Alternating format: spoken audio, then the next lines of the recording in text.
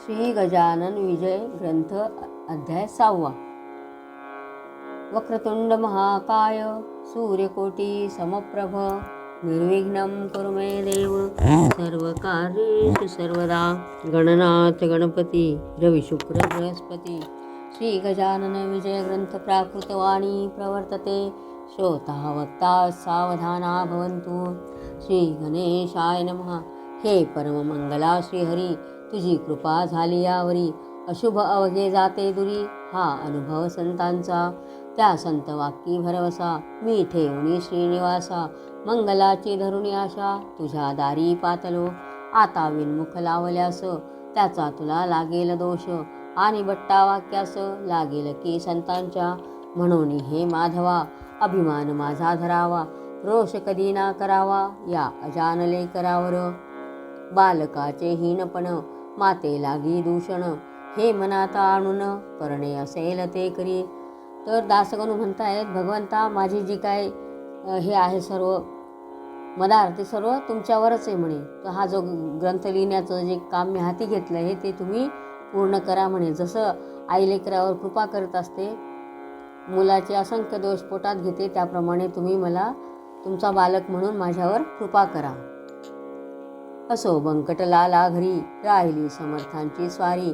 तई अपूर्व एक घडली खरी, गोष्ट शोधते ती ऐका.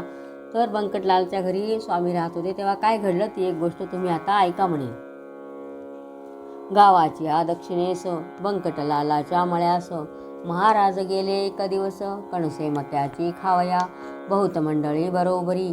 कणसे खाया आली खरी, विहिरीपाशी तयारी केली कणसे भाजण्याची. विहीर होती धनंतर, पाणी दिला अपरंपार. गर्द छायेचे वृक्ष थोर, जवळ होते चिंचेचे. तर एकदा बंकटलालच्या मळ्यामध्ये महाराज आणि बाकीचे मंडळी सर्व मक्याचे कणस खाण्याकरता गेले. तर त्यावेळेला जे कणस भाजण्यासाठी जी तयारी केलेली होती, आग पेटवलेली होती, तिथं एक चिंचेचं मोठं झाड होतं म्हणे. आगट्या पेटल्या एकसरा, आजमासेही 10-12.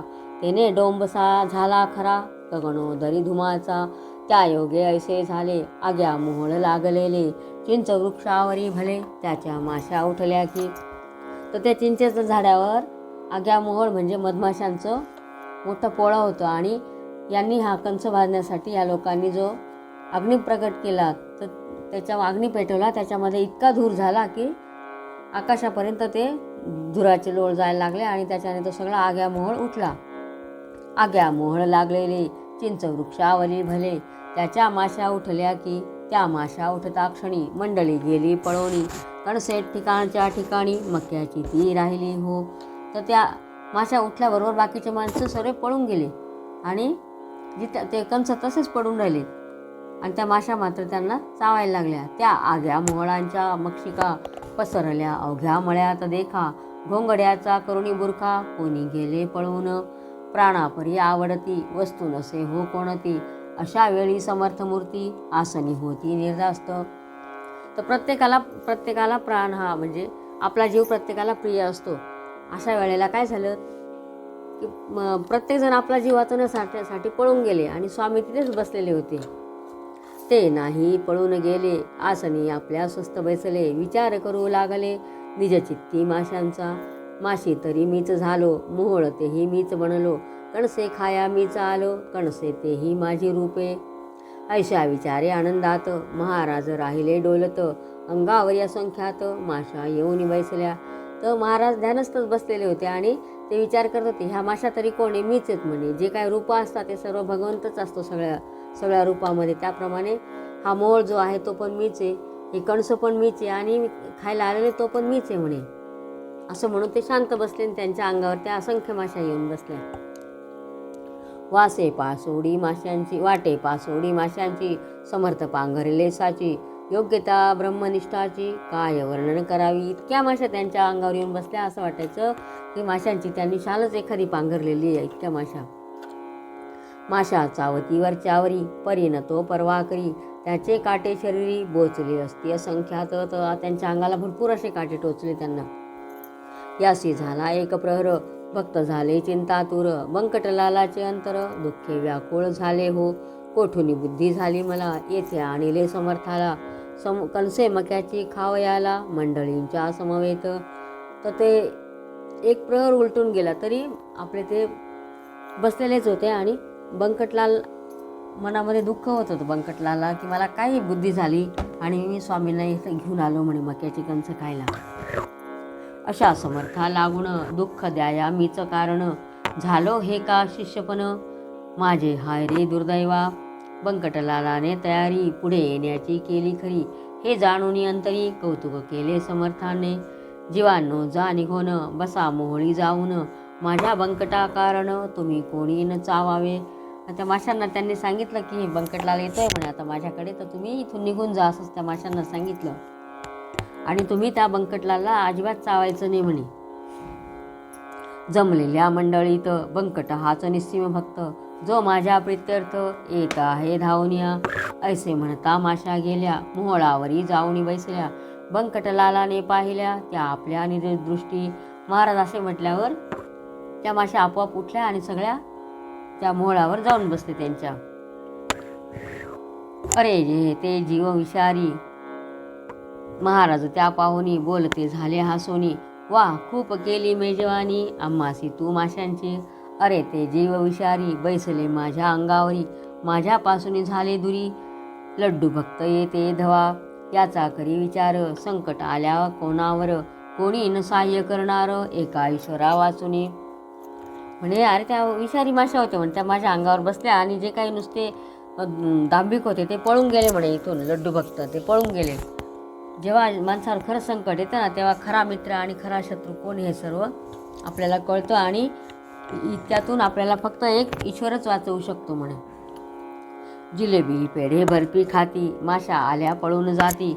ऐशी जयांची आहे कृती, ते स्वार्थी भक्त निसंशय. बंकटलाल मधुरोत्तर करिता झाला त्यावर, महाराज आणवू का सोनार, काटे माशाचे काढावया. तेव्हा बंकटलाल म्हणतो की माशांचे काटे अडकले तुमच्या शरीरामध्ये, ते सोनाराला बोलवू का म्हणे काढायला. महापापी मी गुरुराया, तुम्हाला गी त्रास द्याया. आणविता झालो या ठाया, माशा किती डसल्या तरी. गांधी अगणित अंगावर, उठल्या तुमच्या साचार. याचा व्हावा या परिहार, उपाय सांगा कोणता. मी पापी म्हणे, तुम्हाला इथं घेऊन आलो आणि तुम्हाला किती माशा चावल्या म्हणे, तर गाठी पण आल्या आहेत. तर याच्यावर काही उपाय असेल तर तुम्हीच मला सांगा म्हणे. असं तो बंकटलाल खूप स्वतःच पश्चाताप करत होता आणि स्वतःलाच अपराधी मानत होता. मला त्याची मुळीच बाधा होणार नाही जाण कदा, त्या माशी रूप सच्चिदानंदा म्या जाणले म्हणून. माशी तरी तोच झाला, तोच आहे माझा पुतळा. पाण्यानेच पाण्याला काय दुखविता येईल, हे ऐकता ब्रह्मज्ञान. बंकटलाल धरी मौन, काटे काढण्या लागून वाहिले त्याने सोनारा. सोनार चिमटे घेऊन आले, देहास शोधू लागले. कोठे आहेत काटे रुतले, मक्षिकेचे पावया. तेव्हा ते सांगायला लागले महाराज म्हणे, अरे त्या माशा आहेत त्यांचा तो धर्मच आहे चावणं, आणि ते सर्व ठिकाणी ईश्वरच असतो व असं ते सांगू लागले. आणि ते बंकटलाल सोनाराला आणलं त्यांनी. तर ते सोनार बघता तर त्या महाराजांच्या अंगात त्यांना काटे दिसत नव्हते. महाराज वदले तयांना, काय अवध्या मैथुन्या, करीत साथ तुमच्या नयना. काटे ते ना दिसतील, ते काढण्या चिमट्याची गती नाही मुळीच साची. साक्ष ती या गोष्टीची मीच दावितो तुम्हाला. ऐसे म्हणून कौतुक केले, वायू लागी रोधून धरले. तो काटे अवघेवरी आले, रुतलेल्या स्थलातून.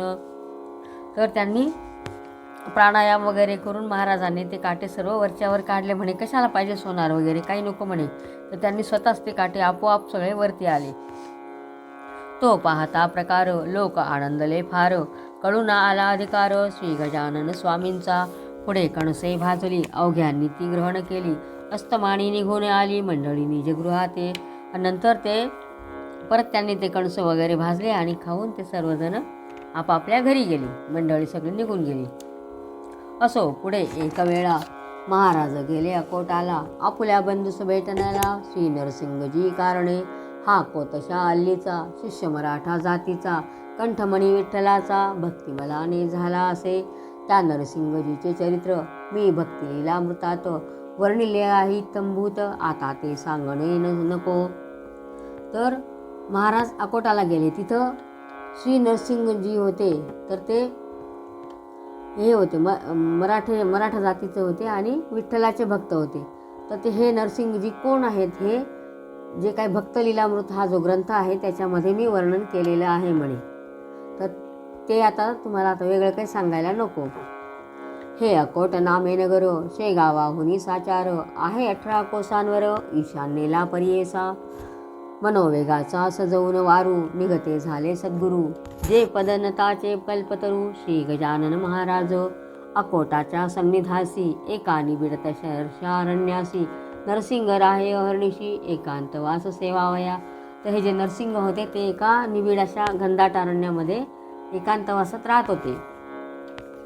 हे निर्जन अवघे अरण्य, महाभयंकर दारुण, निंब अश्वत्थ रातांजन, वृक्ष जेथे उदेले, लता त्या नाना जाती, वृक्षा वेडुनी बैसल्या हाती, तृण वाढले भूमीवरती, सर्प वारुळे असंख्यात. तर इतकं घनदाट जंगल होतं ते. तर तिथं निंब अश्वत्थ असे वेगवेगळ्या प्रकारचे जे मोठे मोठे वृक्ष होते आणि त्यांच्या भोवती निरनिराळ्या वेलीसुद्धा होत्या आणि हे पण होते, वारुळं पण असंख्यात होते सर्पांचे. ऐशा त्या अरण्यात नरसिंगजी जाऊन बसत, म्हणून आले अवचित, समर्थ त्यासी भेटावया. ह्या नरसिंगाला भेटायला स्वामी तिथं गेले, समर्थ महाराज. सारखा भेटे सारख्यासी, पाणीच मिळे पाण्यासी, विजातीय द्रव्यासी, समरसता होणे नसे. जिथं पाणी असेल तर पाणी एकरूप होऊन जातं. जे सारखे असतील ते सारख्याला भेटतात, म्हणजे जसे असेल ते एकमेकाशी समरूप होऊन जातात, एकमेकाशी समरस होतात. जो कोणी विजातीय असेल तो एकमेकात सामावून घेत नाही. गजाननासी पाहिले, तेने चित्त आनंदले, स्वामी नरसिंगचे भले, तो प्रेमा नवर्णवे की. तर गजानन महाराजांना पाहिलं आणि त्या नरसिंगांना फार आनंद झाला. तर त्याचं वर्णन मी करू शकत नाही म्हणे. एक हरी एक हर, चालते बोलते परमेश्वर, एक राम एक कुमर, वसुदेव देवकीचा. जसं एक विष्णू आणि एक शंकर, एक राम आणि एक कृष्ण, असं एक मुनी वसिष्ठ, एक पराशर ऋषी श्रेष्ठ. जसं एक वशिष्ठ मुनी आणि एक पराशर ऋषी. एक जान्हवीचा काठ, एक तट गोदेचा. जसं जान्हवीचा एक तट आहे आणि एक गोदावरीचा, त्याप्रमाणे ते सर्व एकमेकात एकसारखेच एकमेकांना भेटले. एक हिरा कोहिनूर, एक कौस्तुभ साचार, एक वैनते एक कुमर, सती वानरी अंजनीचा. एक गरुड म्हणे जसा आणि दुसरा मारुती, असं एकमेकाला एकमेकाच्या सारखेच भेटले. दोघे भेटले एकमेका, दोघा आनंद झाला सारखा, बैसते झाले आसनी एका, हित गुजते करावया, अनुभवते आपापले, एकमेका कथिते झाले. नरसिंगा तू उत्तम केले, प्रपंचात राहिलास, मी त्याग केला तयाचा, स्वीकार करून योगाचा, या सच्चिदानंद तत्वाचा करिता झालो विचार. या योगाच्या क्रियेत गोष्ट होती अघटित, ज्यांचा मुळी न लागे अंत, त्या सामान्य लोकाला त्या गोष्टीला पवावया. पिसा बनलो जगाठाया, उपाधी ते नासावया, वेड बळेच पांघरले. तर म्हणे मी जे काही हे योगाच्या ह्याच्यात आहे म्हणे, तर लोकांना मी वरून असा वेडा वाटतो म्हणे. मी हे मुद्दामच करतो म्हणे की लोकांना आपलं खरं रूप काय ते कळूच नाही म्हणून. तत्व जाणण्या कारण मार्ग कथिले आहेत तीन, कर्म भक्ती योग म्हणून शास्त्रकारांनी शास्त्रात, फलयातिनी मार्गांचे एकचे आहे अखेरीचे, परी बाह्य स्वरूप त्यांचे भिन्न भिन्न असे की. तर भक्ती करण्याकरता जो काही मार्ग आहे म्हणे तो हे जे काय आहे म्हणे, तर ते कर्म भक्ती आणि योग ह्याच्यामध्ये जे काय आहे तर ह्या तिघांचं एकच फळ आहे म्हणे. फक्त त्याचे रूप जे आहेत ते वेगवेगळ्या प्रकारचे आहे म्हणे. योगी योग क्रियेचा जरी अभिमान वाहिसाचा, तरी तयासी तत्वता खरा बोधना होईल. योग क्रियावरून अलिप्त राहावे या तयापासून, कमलपत्रा समान तरीच तत्व कळो नये. याच परिप्रपंचाची स्थिती नरसिंगा आहे साची. तत्व जाणण्या कारण मार्ग कथिले आहेत तीन, कर्म भक्ती योग म्हणून शास्त्रकारांनी शास्त्रात, फलयातिनी मार्गांचे एकचे आहे अखेरीचे, परी बाह्य स्वरूप त्यांचे भिन्न भिन्न असे की. योगी योग क्रियेचा जरी अभिमान वाहिसाचा, तरी तयासी तत्वाचा खरा बोधना होईल. योग क्रियावरून अलिप्त राहावे तयापासून, कमलपत्रा समान, तरीच तत्व कळो नये. याच परी प्रपंचाची स्थिती नरसिंह आहे साची. आसक्ती कन्या पुत्रांची मुळीच राहता कामा नये. ज्याप्रमाणे कमलाचं जे पान असतं, कमळाच्या फुलाचं, ते चिखलात असून सुद्धा ओलं होत नाही, त्याप्रमाणे मनुष्याने सुद्धा संसारामध्ये राहिलं पाहिजे की त्याच्याविषयी आसक्ती नको.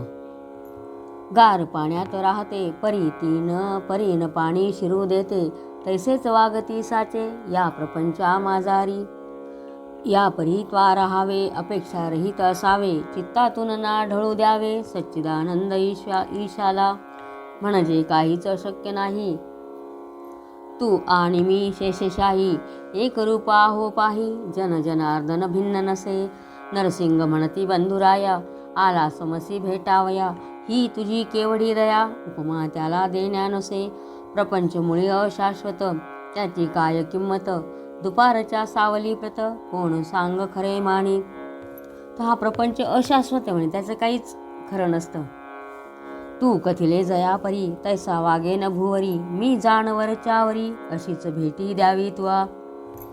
देह प्रारब्ध जयाचे, असेल ज्या जातीचे. तेच आहे भावयाचे, लोकाचारी निसंशय. तुम्हा आम्हा कारणे, जे का धाडिले ईशाने. तेच आहे आपणा कारणे, निरालसपणे भूमीवरी. आता विनंती तुकीच खरी, व्यवहारिक भेटवरच्यावरी. देत जावी साजिरी, मी धाकटा बंधू तुझा. तर म्हणे तुझा मला, मी तुझा लहान भाऊ आहे म्हणे, तर त्याप्रमाणे तुम्हाला भेटत जा म्हणे. नंदीग्रामा राहिला भरत, रघुपतीची वाट पाहत. तैसाच मी या कोटात, राहुनी पाहतो वाट तुझी. तुला येथे यावया, अशक्य काही नाही सदया. अवघ्या आहेत योगक्रिया, अवगत तुला पहिल्या पूर्ण. पदन लाविता पाण्याप्रत, योगी भरधाव वरुणी पळत. क्षणा माझी फिरून येत, शोधून अवघ्या त्रिभुवनी. तर तू योगी आहे म्हणे, तुला काहीच अशक्य नाही. ज्याप्रमाणे नंदीग्रामामध्ये भरत राहिला आणि राम वनवासात गेला होता, तर तो जसा मोठ्या भावाची वाट बघत होता रामाची भरत, तसं त्याप्रमाणे मी सुद्धा ह्या अकोटामध्ये राहून तुझी वाट बघत राहील. आणि तुला अशक्य असं काहीच नाही म्हणे. जे योगी असतात ते पाण्यावरून सुद्धा चालतात म्हणे, तर तू त्याप्रमाणे तुम्हाला पटकन येऊन भेटत जा म्हणे. ऐसे हित गुजो भयतांचे, रात्रभरी झाले साचे. भरते आले प्रेमाचे, दोघांची असंगमी. खरे खरे जे का संत, ते हेच घडून येत. दांभिकांची होतात भांडणे पाहून एकमेका. दांभिक म्हणू नये गुरु, ते अवघे पोट भरू. पुरा माझी फुटके तारण्यासी समर्थ नसे. जे खरे असतात म्हणे तेच एकमेकांना भेटू शकतात, आणि जे खोटे खोटे असतात, जसं पाण्यामध्ये फुटका हे टाकलं म्हणे होडी, तर ते त्याचं काही खरं असतं का. तसं म्हणे दांभिक असतात ते नुसते पोट भरू गुरु असतात म्हणे. दांभिकांचा बोलबाला, जरी होतो जगी भला. तरी त्या गणे आहे त्याला, निवडून या श्रोते हो. संतत्व नाही मठात, संतत्व नाही विद्वत्तेत. संतत्व नाही कवित्वात, तेथे स्वानुभव पाहिजे. दांभिक मुलाम्याचे सोने, त्याला काय सांग घेणे. गृहिणी म्हणून ठेवणे, काय कसबीन सदनात. जसं म्हणे एखादं खोटं आहे की नुसता मुलामा दिलेला आहे पितळेचे दागिने आणि ते सोनं म्हणून घातलं, तर ते खरं आहे का नाही. किंवा एखादं कोणी अशी वाईट चालीची बाई आहे, तिला कोणी आपली बायको म्हणून ठेवतं का घरात, नाही ठेवत. तसं हे जे दांभिक असतात त्यांना कोणीच विचारत नाही म्हणे. नरसिंहजी जीस भेटण्या जाण, काननी आले गजानन. ऐसे कळले वर्तमान, गोराखीद्वारे अकोटाला. ते कळता आनंदले, लोक धावू लागले. नारळ घेऊन निघाले, पहाया द्वयसंतांशी. तर नरसिंहांना भेटण्याला गजानन महाराज आले हे अकोटाला सगळ्या लोकांना गोराख्यांकडून कळालं. त्यावेळेला सगळे लोक त्यांच्या दर्शनाला नारळ घेतले आणि दर्शनाला जायला लागले. एकमेका ऐसे म्हणती, चला चला रे सत्वरगती. गोदा आणि भागीरथी संगम पावली काननात. त्या भेट रूप प्रयागासी, जाऊ आपण स्नानासी. या महोदय पर्वणीसी, साधून घेऊ चला हो. तर सगळे लोक एकमेकाला सांगायला लागले, चला चला म्हणे, गंगा भागीरथीचा संगम व्हायला आलेला आहे म्हणे अरण्यामध्ये. हे दोन जे कोणी संत आहेत ते एकत्र आलेले आहेत म्हणे, तर त्यांच्या दोघांचे आपण दर्शन घेऊ. ही मोठी एक आपल्याला पर्वणी आलेली आहे म्हणे, चला चला असे म्हणायला लागले सगळे लोक. तो इकडे काय झाले, गजानन आधीच निघून गेले, नरसिंहासी पुसून भले, भेटना झाली पौरांसी. तर लोकांची काही भेटी झाली नाही, ते नरसिंहानं पुसून विचारून आधीच निघून गेले महाराज. गजानन महाराज शेगावाला निघून गेले. पुढे एकदा गजानन करीत असता भ्रमण, दर्यापुराच्या सन्निध जाण, येथे झाले शिष्यांसह. दर्यापुराच्या शेजारी शिवर गाव निर्धारी, असे चंद्रभागेच्या तिरी, भूषणावास थे असे. श्रोते ही चंद्रभागा, पंढरीची नाही बघा, ही लहानशी एक गंगा, पयोष्णीला मिळणारी. तर दर्यापुरा नावाचं एक गाव होतं, त्याच्यामध्ये ही चंद्रभागा नावाची एक नदी वाहत होती, छोटी नदी, पंढरपूरची चंद्रभागा नाही. या शिवर गावात वज्रभूषण नामे पंडित, 4 भाषा अवगत होत्या श्रोते जयाला. कीर्ती ज्याच्या विद्वत्तेची, वराडी पसरली साची, याला भक्ती भास्कराची आत्यंतिक असे हो. प्रत्यही चंद्रभागेवर स्नान करी साचार, उदयासे येता दिनकर, अर्घ्य त्यासी देतसे. पंचौषत्काला व्रजभूषण उठे भला, सारुणी प्रातर्विधीला अरुणोदयी स्नान करी. तेही शीतोदकांनी ऐसा कर्मठ परिज्ञानी, मान्य त्या विद्वज्जनी, ज्याची होती विशेष.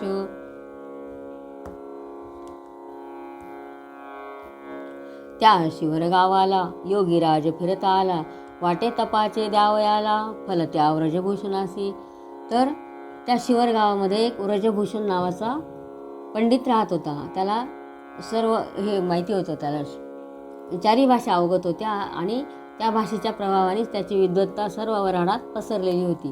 तो काय करायचा, पहाटे पहाटे उठून आंघोळीला जायचा चंद्रभागेवर आणि अर्घ्य द्यायचा सूर्याला, असं. त्यामुळे त्याचं सगळीकडे प्रख्यात झाली होती.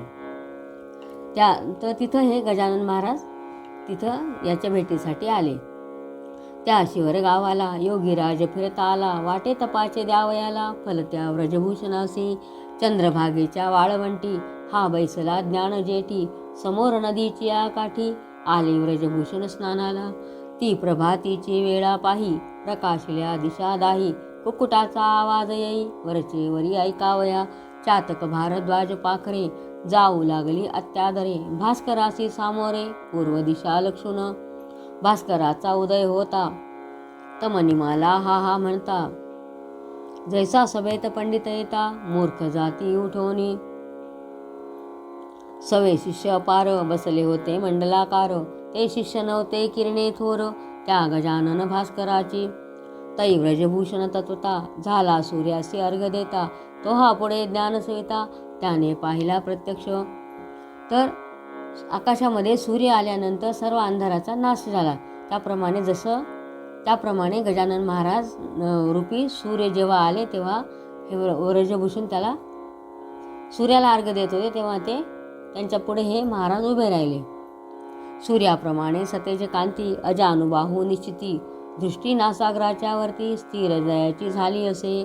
ऐसा पुरुष पाहता क्षणी, व्रजभूषण हरतला हर्षलामणी, संध्या सामान घेऊनी, आला धावूनी जवळ त्यांच्या. तर हे संध्येचं जे सामान आहे ते घेऊन तो व्रजभूषण त्यांच्याजवळ पळत आला. अर्घ दिले पायावर गजाननाच्या सत्वरी, प्रदक्षिणाही अखेरी त्याने घातली तयाला. मित्राय नमः, सूर्याय नमः, भानवे नमः, खगाय नमः, ऐशी नावे घेऊन पहा, घातले 12 नमस्कार. तर सूर्याच्या ऐवजी गजानन महाराजांनाच प्रदक्षिणा घातल्या, त्यांच्या पायावर अर्घ्य दिला आणि सूर्याचे 12 नावं घेतली त्यांनी. शेवटी आरती ओवाळली, गजाननासी आदरे भली, न्यूनता ती नाही पडली, कशाचीही त्या ठाया. प्रार्थनापूर्वक नमस्कार, साष्टांग केला अखेर, मुखाने ते स्तवन थोर, महाराजांचे चालले. मग ते महाराजांची स्तुती करायला लागला तो. माझ्या तपाचरणाचे फळ आज मिळाले साचे, दर्शन दिव्य पायांचे आजी झालो धन्य मी. नभोधरीच्या भास्कराला देत होतो अर्घ्य भला, तो आज प्रत्यक्ष पाहिला ज्ञाननिधी योगेश्वर. म्हणे मी आकाशातल्या सूर्याला अर्घ्य देत होतो, पण आज प्रत्यक्ष सूर्यसमोर बघितला म्हणे. हे पूर्ण ब्रह्म जगत चालक, श्लोक म्हणायला लागला तो व्रजभूषण. हे पूर्ण ब्रह्म जगत चालक ज्ञानराशी, ऐसे युगायुगी किती अवतार घेसी, झाल्यास दर्शन तुझे भाग्य भयरोग चिंता नासे गजानन नुरो मज पाव आता. अशी प्रार्थना करून संपविले त्याने स्तवन. योगेश्वरे त्या आलिंगन दृढ दिदले त्या दोन्ही करे. माय जैसी लेकराला प्रेमे धरी पोटाला देवी व्रजभूषणाला धरिते झाले महाराज. मग त्या व्रजभूषणाने स्तुती केल्यानंतर जसं आई मुलाला जवळ घेते त्याप्रमाणे महाराजांनी त्या व्रजभूषणाला जवळ घेतले, पोटाशी धरलेले. मस्तकावरी ठेविला कर आशीर्वाद दिदिला थोर. सर्वदा तुझा जय जयकार होईल बाळा व्रजभूषणा. कर्ममार्ग सोडू नको विधी निरर्थक मानू नको. मात्र त्यात होऊ नको लिप्त बाळा केव्हाही. तर जे काय कर्म असतं ते करत राहा म्हणे, असं त्यांना उपदेश केला व्रजभूषणाला महाराजांनी. आचरुणी कर्मफल टाकिता भेटतो घननिळ. त्याच्या अंगीने लागे मळ त्या कर्माचा केव्हाही. तू आता आपुल्या सदनी माझे बोल ठेवी म्हणी. प्रत्यही माझे तुला ध्यानी होत जाईल दर्शन. आता हे फक्त माझं तू लक्षात ठेव म्हणे. कर्म करत जायचं आणि त्याचे फळाची अपेक्षा नाही करायची. फक्त तुझं कर्म तू करत जा, हे माझे बोल लक्षात ठेव म्हणे. तुला मी वारंवार दर्शन देत जाईल म्हणे. ऐसे म्हणून प्रसाद दिला श्रीफळाचा श्रोते भळा. त्या व्रजभूषण पंडिताला महाराज आले शेगावी. त्यांना दर्शन देऊन महाराज परत शेगावाला परत आले. ह्या शेगावाचे होते नाव पूर्वकाली शिवगाव. अपभ्रंश लाधला ठाव. शेगाव या शब्दाला शेगावचं नाव आधी काय होतं, शिवगाव होतं आणि त्याचा अपभ्रंश होऊन ते शेगाव झालं. शिवगावचं शेगाव झालं. तेच हल्ली प्रचलित आहे बुध हो वराढात. 17 पाटील होते सत्य ह्या एकाच ग्रामाला. महाराज शेगावाशी आले परी न स्थिर राहिले. हमेशा ते भटकत फिरले मनास येईल ते त्या स्थळा. अकोट अकोले मलकापूर नावे सांगावी कुठवर. चांदण्याची न होणार मोजदाद केव्हाही. हे नुसते म्हणायला शेगावे होते, पण त्यांना त्यांच्या मनाला जिथे वाटेल तिथं ते जात होते महाराज. ज्येष्ठ आषाढ महिना गेला पुढे श्रावण मास आला. उत्सव होता सुरू झाला मारुतीच्या राऊळात. हे मारुतीचे मंदिर शेगावी भव्य साचार. पाटील मंडळी थोर थोर होती त्या भक्तदेवांची. पेंडी लागी जैसा आळा देवी पाटील गावाला. जे जे काही आवडे त्याला तिकडे लोकांचा कल होई. चाले उत्सव महिनाभर अभिषेक पोथी कीर्तन गजर. अन्नदानाशी येई पूर अवघे लोक तृप्त होती. या उत्सवाचा पुढारी खंडू पाटील निर्धारी. जो गावचा कारभारी होता उदार मनाचा. श्रोते हे पाटीलपण आहे वाघाचे पांघरुण. ते जो घेईल त्याला जण भिवू लागती सजची. तर ते गावचे जे पाटील असतात त्याला सगळे लोक घाबरत असतात. गाव करी ते रावण करी ऐशी मराठी भितरी. म्हण एक आहे साजिरी ती तथा तथ्य असे. त्या मारुती मंदिरासी आले गजानन पुण्यराशी. श्रावणाच्या आरंभासी उत्सव श्रींचा पहावया. तर त्या मंदिरामध्ये महाराज आले. तिथं उत्सव काय चालला ते बघायला. बोलले बंकटलालासी मी आता या मंदिरासी. राहीन जाण हरणीशी त्याचा शोक करू नको. तर आता ह्या मंदिरात मी राहतो म्हणे, असं त्यांना बंकटलालला त्यांनी सांगितलं. गोसावी संन्यासी फकीर यांना कायमचे राहण्या घर. योग्य नाही साचार तुम्हा प्रापंचिकाचे. मी परमहंस संन्यासी आता राहतो मंदिरासी.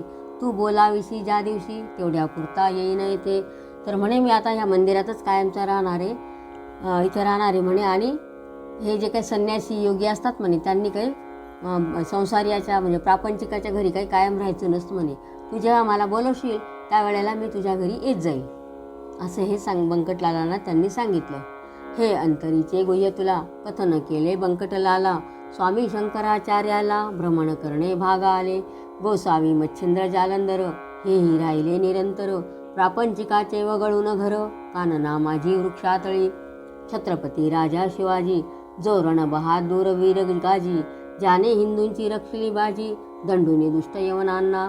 त्या शिवाजीचे प्रेम फार होते रामदासावर. परिसज्जन गडावर स्वामी होते वस्तीला.